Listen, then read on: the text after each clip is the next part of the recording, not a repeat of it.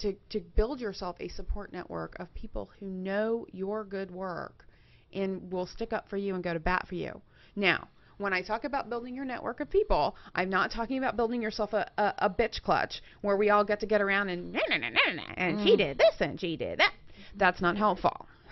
What we're talking about here is branching out, because it also protects you. Tip number 2: don't engage in the fight. Engaging both validates their position.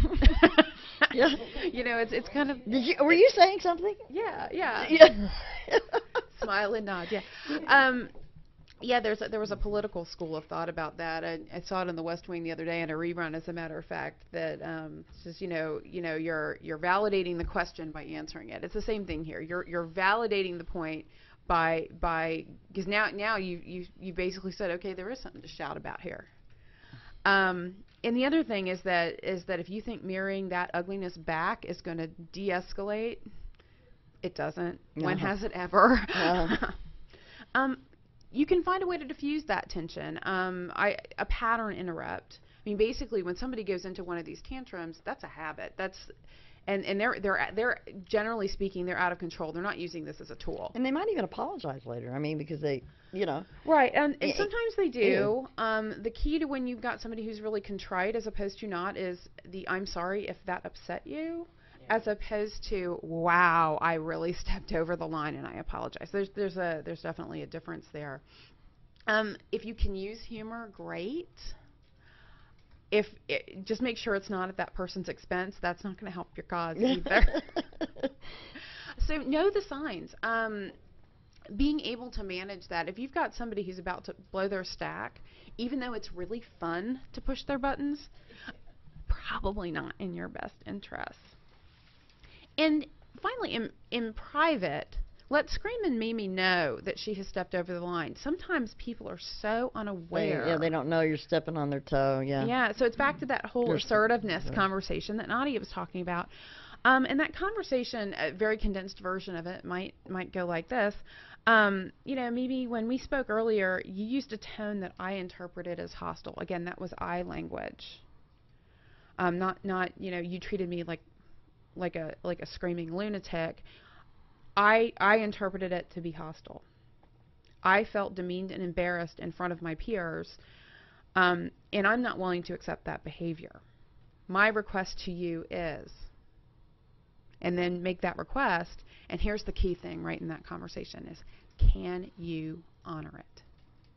No. Because if the answer's no, if the answer's no, there you go. And now you know that you've got to do something different. It was like what we were talking about with Nadia earlier, is that in her story, that person wasn't really asking for, they weren't really saying what it is that they wanted her to do. Yeah. Pretty much right away. It's, my request to you is, don't make them infer it. Try to figure it out. So you want me to stop shouting at you? Well, then what am I supposed to do? So I would prefer that you do this. Now, here's the good stuff. If you really want to thrive in this environment, communicate openly and honestly with Scream and Mimi.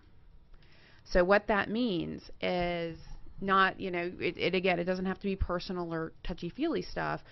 When we've got a screamer, mostly what we all do is hide. Yeah. We put our heads down. We try not to, don't rock the boat. Yeah. It'll pass. No more confrontation. Exactly.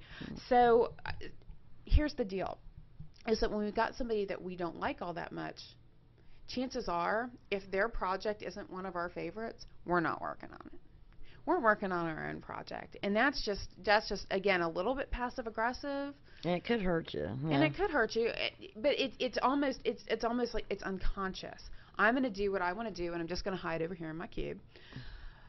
Communicate with that person. What's important to you today? What priorities? How can I support you? It goes a long way to having that open and encouraging that feedback back. So when the priorities change, what they inevitably do, daily, hourly, you can have that conversation of, okay, should I be shifting this? And if they ask you to do something, again, back to, great, happy to do that. Here are the things that I was in the middle of doing. do you want me to shove those down on the list and work on this? But again, it's not so that Screaming Mimi doesn't blow her stack when everything didn't get done. Oh, you were just supposed to add that to the list and nothing else was supposed to change. And the other thing is to anticipate problems. I mean, you become very useful to Screaming Mimi when you don't dump a bunch of stress on her. And it helps you hone your strategic thinking. Because it doesn't mean she's just doing this to get you. That's just her. Maybe. Yeah. Or maybe she needs help. Yeah, and so when you offer to help, you're right. You're offering help. Right.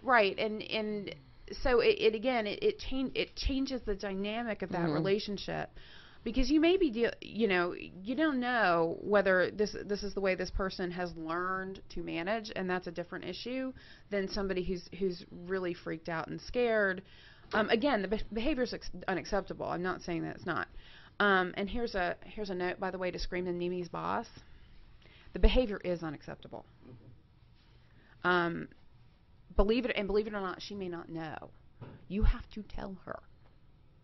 So, and put some corrective action in. Here's the thing. If it continues, leaving her to hang on her own rope is not a good enough thing to do. If you want to keep her, and you got to figure out how Mimi's motivated for that corrective action. If you want to keep her and you want to develop her, you've got to provide some help. Because behavior is driven by thoughts and beliefs. So if you're only going after behavior and you're not going after thoughts, beliefs, and emotions, it's going to come out again and again. It's going to come out again and again and again. And if you're not equipped to do that, hire me. I'm equipped to do that. Now, what would you do? Would you go in there and they'd say, "Look, we've got a Screaming Mimi." Right. What would you do? There are a couple of things. The first one is to interview Screaming Mimi, because if Screaming Mimi doesn't want to make a change or doesn't see that she's got a problem. But she'd also see this new person in. Who's this consultant? Well, again, it's a trust relationship, and so you have to set that up. I don't do much in the way of remediation. So if Mimi has no interest in making a change, Mimi's on her own. Okay. Right. What I facilitate self-directed change. Again, it's back to brain-based coaching. You create your own connections in your brain. I can't go in there and build them for you. So if she's isn't willing to make those connections, I might as well just be talking to the hand. But a lot of times they will. She's forewarned. They don't bring you in like a stealth. No. It's not like and that at all. And that's probably the best way to handle it, because right. it gives her, look, we care and we have somebody that we think could help you with this. Right. And, Right. And again, it's an investment. We're talking here about an investment in somebody's success. It's a different story if you're trying to show Mimi the door. Yeah. This is for somebody that you want to keep, that you see as a high potential.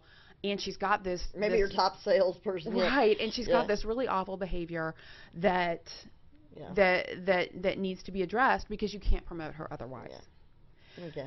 So with that, next week we're going to be talking about a different kind of boss. Oh, the yes. boss? We've got two next week. We got the willow tree, and he's the guy who bends with the wind. Okay. And his name is Will O. Okay. How you like that? And we've got the fast of foot boss, the ever invisible boss, and his name is Dan Disappears. He's a close cousin of Willow, and those are the kinds of bad bosses that we're going to be talking about next week. So if you have any questions, Bendable Willow. Huh? Willow bends whichever the way the wind blows. So if you've got somebody, so sometimes Screaming Mimi, at least you know where she stands. Yeah. On your foot. we know that Willow. Yeah, exactly. Yeah, standing on your foot. Yeah. Screaming Mimi propping up Willow. Yeah, she's pretty easy to call. The other one can be hard. Okay, well, I'm looking forward to you coming back. Yeah, and if you've got any questions, if that person exists in your organization and you think I need some coping skills, or conversely, I need to get that person some help, You can find me at www.vividepiphany.com. And you'll talk to somebody. You're not. You just. I mean, they can call you and talk to you for free. They can call. Yes, I do a complimentary consultation. You're welcome to call me in my office, 972-599. Because it may be a situation you just don't know, and you need somebody to check. And it might be you might be able to help. And if you have any questions on any of your stuff, it's on my blog. Actually, the Screaming Mimi post is on my blog. She has as a great of today. blog. Yeah. So. And that's at VividEpiphany.com. Right there on the front page. Yeah, because her blog